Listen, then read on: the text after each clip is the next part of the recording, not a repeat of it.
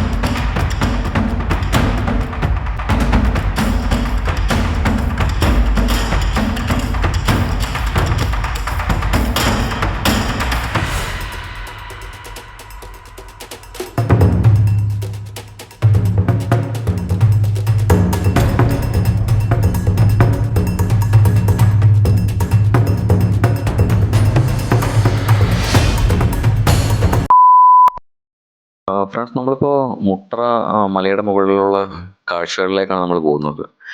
ഇപ്പോൾ കണ്ടതിനേക്കാളും കുറച്ചുകൂടി ഉയരത്തിൽ നമുക്ക് കാണാൻ പറ്റിയ രീതിയിൽ സ്റ്റെപ്പുകളായിട്ട് സെറ്റ് ചെയ്തൊരു വലിയൊരു പാറയുടെ മുകളിലേക്ക് കയറി നമുക്ക് ഈ കാഴ്ചകളൊക്കെ ആസ്വദിക്കുന്ന രീതിയിൽ സജ്ജീകരിച്ചിട്ടുണ്ട്.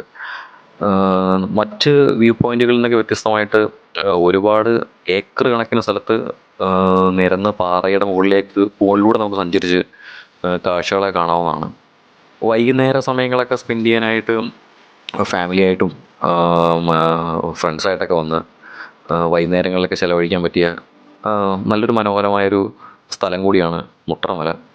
കൊട്ടാരക്കരയിൽ നമുക്ക് അധികം ദൂരം മുട്ടറമലയിലേക്ക് വരാനില്ല.